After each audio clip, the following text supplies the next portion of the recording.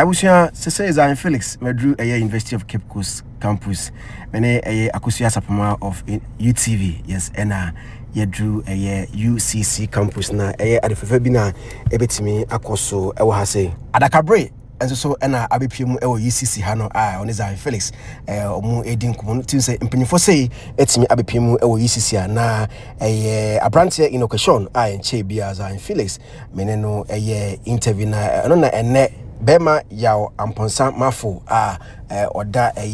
VIP journal ano ono na VIP buses ni na yatro Yesu dia no ono na ene dia an ya papa na wose ene oye adekese de ama abrante Enoch na ina ebepiem e UCC campus enti ye wo ha ya twe de ho se ya papa etimi abepiem an ya papa Yesu dia VIP buses no ene dia no na ode ne car etimi abeso bedru na anche kra ni ho se sa car we so etimi abepiem e UCC campus obano na edinachi yes Hyundai Texan na etimi de eba campus a wose Enoch Eshon in some okeka during the interview with Zionfelix no eto na koma so nti ode sa car we ebre Enoch Eshon UCC campus so from all the way from Kumasi and papa etimi driver sa car we etimi edeba in fact energy etimi eba UCC campus Thursday 20th February 2025. Ya papa etimi esifuma watchia Adakarbe no. Yes, he happens to be the director and boss of VIP journal. Unkas na ya chwe change na Yesu dia na ya papa no dia. Pafa Home says ope baby edi utiako 2 for short stay Airbnb dia na omo fully furnished properties ewo Kaswa Fijai ene Kaswa Millennium City studio apartment, 1 bedroom apartment, 2 bedroom apartment and a 2 bedroom house ni na no ewo Kaswa Fijai ene Kaswa Millennium City into your boga na obaga na dia na usa utimi from na ubuki na okoresto msanso airport pickup to Belando airport na umitin abepekeo na omodo omo Airbnb no ewo Kaswa Fijai ene Kaswa Millennium City no from I was 0245517650 0245517650 nebu keeper for homes or more properties nebi Enoch Eshon and onam konso obishia papa amana yesa adoye etimi ediamane Enoch name the aircoso because obia embo no amane adia ebetimi akoso our campus Abraham penifo say etimi abeshia hon Enoch ebena no very curious onim adia ebetimi akoso ho ne cousin na ebone de bia. In fact Enoch story no tia rebetimi ho for the past 5 years Enoch has not been able to sit the bia ujina ho or dampo ade say channel na to untimi entina kamu na ne cousin we na etimi abone pado or chest person na brantie Maclabi and so na ka cheza Felix Zion obi was such a problem on campus as Zion and Enoch eko have interview na etimi abewie sa empempen so say first time of the conversation na Enoch cheche the problem now how it started. And the second part of the conversation a second time as Zion Enoch share so no na Enoch cheche kwan of fast word da ne kwan fast for car imradru say papa etimi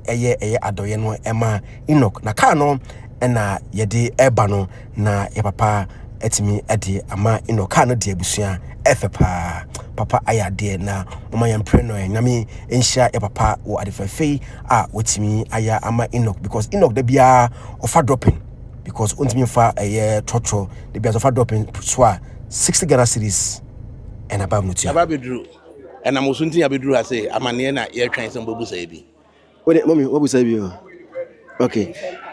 we the your honor it is oni dadi mbasrai ewo hase na yenhia ene na yakopon abiekwa ma repa chia menya nkwa nti wo ha atwe mu na yetwen oni dadi se muso ma pi hai waye awie boni bi anim Enoch ne maame ene ne cousin na waka ho aninti na yegina hase dadi a wo boni dadi no bema yamponsa mafo eja wiase na wiase nyina ye de frɛ no na wono eno ye director VIP John Transport actually no boss nyina nim se emu bia ni ho a eye ne dia na eye Yesu edia ntonde ne bibia wona asase so abia no bia anya ne dia na said o see na dwuma no a very disciplined man anopa bia obeduru adwuma mu a na waye den obefriend manager fo yenu mene Mr. Apia na wono adibrifu yen sɛ mini ha sei no na adwuma mu te sɛn na yɛn yɛabɔ na ma na biribiara ɛkɔɔ soɔ na kyerɛ sɛ wayɛ abreast na wɔn ho sɛ de adwuma si teɛ na ɔno nso so wie a ɔno nso abɔ yɛ amanneɛ na ɔnni hɔnom no nneɛma bi a ɛbaa n'akwan mu ɛno nti in this instance deɛ yɛn yɛ brief no wieɛ no ɛna ɔsi ei officer bi atwem adwene si video bi so na video no mo mehwɛ ne yɛnka ho asɛm na nyame aka asɛm bi akyerɛ me ɛne sɛ ɔbaeɛ a ɔde bɔɛ nti wadaroma chief officer wɔtwe wadwene sii soɔ ne deɛ ka wakoma a wode bɛto me ne me nua brabroni anim no mepɛ sɛ waa no Ghanafoɔ te wo ne sɛdeɛ nyame kasa kyerɛ wo daa no this instance no asɛm a nyame ka kyerɛ wo sɛdeɛ wadi kaka no ɛnokorɛ sɛ last week me ba office no minimum yɛ meeting na meka kyerɛ mo sɛ custom officer bi adi video bi asɛne me na ɔde sɛne me a no anadwo no ma na bibi ka makoma sɛ memɛkyɛ aberanteɛ no ne maame kaa me sɛ mebɛtena memfa mɛkyɛ no nti mbɛɛ na mede kyerɛ wɔ no ase a wonnim aberanteɛ no ɔkɔɔyɛɛ ne interview no ɛnam sɛ okay ɛne mekɔ kuma se makɔfa kaa naba enti mba ha wie yi a sɛdeɛ meka kyerɛ mo no mede kaa yɛ si hɔ yi mede brɛ Enoch na mama ne maame de so 20,000 200 million 20 million na ɔmfa support n'adwuma no nti mede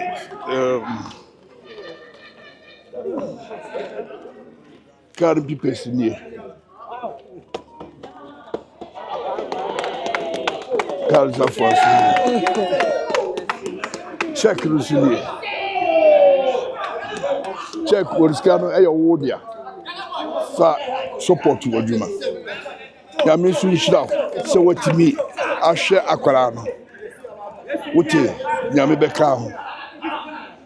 asɛm no nyinaa sɛ de wɔsi tim ho no ɛyɛ nsɛmfua bi a ɛfiri Enoch mu baeɛ ɛna ma nyame asɛm ɔka kyerɛ no ɔhyɛ mu kena ɛgya wiase asɛm ɔkae ne sɛ twɛn kyɛ sɛ yɛahwɛ bi ne yɛn nyinaa yɛafoa no so de wɔ so ɔbɛyɛ ɛna ɔsɛ da bi tie na ɔbɛkasa ɔbɛka biribi afei so no ɔne ne maame bɛto nnwom baako na kasa ɔkaeɛ a afei me kura ne nisuo kura taataa me ɛne sɛ Enoch se ɔno no da nyina no ɔbɔ mpayɛ ma wɔn a ɛbɛkyɛ nadeɛ no wɔn mmom na ɔdwene wɔn ho nti papa yɛ asɛm ɔbɛka sɛ gye wiase sɛ ɔno ɔdwene ɔno no ho ɔdwene wɔn a ɛtumi de biribi brɛ no nti na gye sɛ anidasoa ne sɛ nnɛ onyankopɔn kyɛ duampɔn na ahyira gye wiase ahyira na ama na boro soɔ ɛna ɔse ne biribia yɛ Yesu deɛ a na akɔdaa yi ka sɛ an ɛna meme no obi mama deɛ a na medwene ɛyɛ saa nipa korɔ no sɛ nyankopɔn nhyira no na ɔno mu asere nhyira de ama saa nipa korɔ deɛ a saa asɛm ne ka na koma ɛna wɔne ne maame so ɛsan ɛtoo nnwom na nnwom no ɔne ne maame too yɛ no ɔmo to ɔmo nnwom na papa yi ɛte wɔnom na wasɔre na ɔde ne nsa agu no bo na ɔsa ɛkɔ wie sɛ maame ne se akwadaa ne ntimi mforo public transport enti gye sɛ yɛfa dropping ne yɛde ama no na ne ba no wɔ nteaseɛ mmom saa wɔte mama ne maame no kɔ wie sɛ maame no ka sɛ ne deɛ bi ni hɔ na twɛn na akyina matumi akɔpɛ bi de aba na mesi abɔntene na makɔpɛ bi na mede aba ɛno ɛna ka ɛyɛ papa yakoma ɔyɛ sɛ ada bi ɛde mede kaa ɔno ayɛ sɛ nka ne kaa ketewa bi a ɛduru baabi a na ɔwɔ sɛ wɔnante incognito na nka obi nhunu sɛ gya wiase na ɛkɔ no nti nkɔde kaa no baa sɛ kɔno ɔba bɛyɛ dɛn kɔ ɔba bɛtena mu nanso so ɔsɛ dabi na deɛ saa ka ho koraa ne sɛ ne ba ɔmona samoa saa ka kyɛ ne papa sɛ papa kaa no ne sika no koraa de sɛ nyɛ no hwɛ na papa ɔmmea nhwɛ sɛ yɛbɛtumi de nakɔ aburokyire na maame no aka kasa bi so doctorfoɔ yaya doctorfoɔ se nyɛ sɛ nti wei deɛ wɔde kaa no na ɔde abɛkyɛ no ɛnam n'asɛm wasan ma ne sika a wɔde bɛtɔ diesel kakrakra na maame no yɛ adwuma no biribi ba ne nsam a na ɔde tɛn ne na onyankopɔn akwadaa no sɛ nyɛ genetic na biribi yɛbɛtumi ayɛ afa ho a mesusu sɛ onyankopɔn bɛkasa akyerɛ gye wiase ɛma ɛnyɛ ne den sɛ ɔbɛyɛ nyame adwuma yɛmfa seda so so mfa ma custom lady no a ɔno no twe n'adwene sii so sɛ bra bɛhwɛ enti ɔhwɛ yɛ a ɔbɛka yɛ apɛ nam sɛ Zionfelix kɔnɔngɔ duma se boy hiani wa bi ba ɛna ne nyankopɔn ayɛ n'adom a kyerɛ sɛ waduru akyiri ɛna ɔsɛ sɛ ti akɔsua sapon a ɔwɔ UTV ɛna ɔno nso so yɛɛyɛ no na ɔsɛ papa me no bɛkɔ Zion deɛ mɛfrɛ no Zion yɛ atena East Legon ne gye aka so ahɔtena enti abɛyɛ deɛ so yɛkɔ ɛyɛ ne nua no so a ɔpagya no ɔsɛ yɛtumi ɛba papa akwadaa no deɛ sɛ atɔ so bio no so meda ne namfofoɔ anaasɛ ne nuanom a ɔmoboa no na ɔmo ampa aba no meda ɔmo ase nyankopɔn ɔnhyira ɔmo na menim sɛ nyame bɛma ɔmo anya ho mfasoɔ adwuma ɔmo yɛ no ɔmo mmerɛ wu nyame ɔna bɛhyira wɔn meda mo ase paa wɔni wɔ ho dase kɔsoa ɔte bia ɔyɛ biara no yɛsɛ ɔyɛ nyame ote nti na wohu sɛ magyapadeɛ biara matwerɛ ho Yesu bia ɛnyɛ meme bia nyame na de maa me nti deɛ ɔyɛ biara wode fa sɛ ɔyɛ nyame no ana bɛkyɛ wo wate Zionfelix ɛna mofa sida ma awura no a ɔhunu ne net a ɔhyɛ ne maa me no wɔnie awura no afei no ɔma so mu di ane korakora no na ɔbaa ne mma yɛntie wɔn so ebi kura na ɔma kasa gya ɔmo mpɛ wɔn to nnwom baako saa nnwom no a moto yɛ no saa nnwom no kae enti yɛntie nnwom no kakra Sobra sachi reportiao anonina rekasa tiao nipa nina sorry tiao ma when it's so true Jesus oh no kasa associate onu noka obi to me kebi yade sonya sase to me nina mano onu nokasa mawakuma so yatu sa no kasa Yesu associate onu noka obi to me kebi yade sonya sase to me nina mano onu nobeka mawakuma toye sini pabakun noka ebemu ni pabakun no sha ejina o onu kuto yebeka yasema chireno na obeye maya kuma toye efise ono no kasa associate ono noka obi to me kebi yade sonya sase to me nina mano ono nobeka maya kuma toye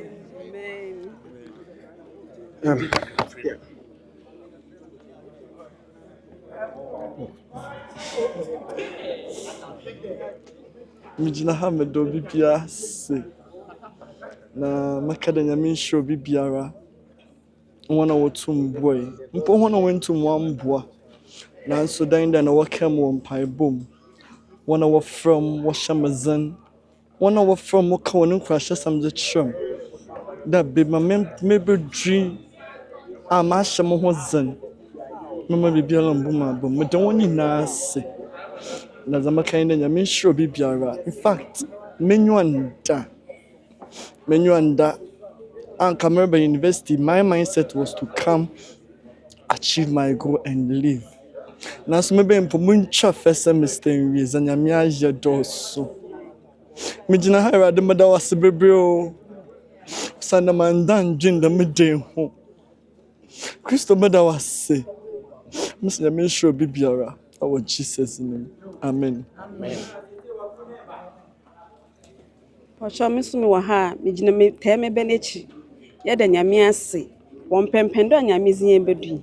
sanda yanda yandwende bibi dambo tum efi aba nanso nyame ahye ne ho anyunyama yes asedan kanizin ayeyin kanizin za onnam do so makara be za onnam do moz be no so no so nyame ntunu kwandem za wa hwere wo no inok ho biala obi biala wa hwere 10 pesos wansi dibia won ho bia nyame onfo dem sika no do no shana name on man kwatenten on man ahozen on bona ma ho bibia no ho ban in fact on man mbo mpo mama ho nan mpo ompem boda me nyame ase wo nyame wa afado wa ya mehen in fact isi aso me bompe de nyame beka obibia akoma na in fact na enoch say surgery no so say that one year another kwan bibia so that way man so enoch no ho boto na mo bompe de nyame yidam nyimpa no mfa mehen na nyame be hye no papa amen wada roma ujafo brabe bua enoch se do besi atena car num na ne driver ye pen say kwabra donko kwatena car num ne yanhwe se no besi atena mu na yanhwe great man mumma ye moraba ko mumma ye moraba ko mumma ye moraba ko mumma ye moraba ko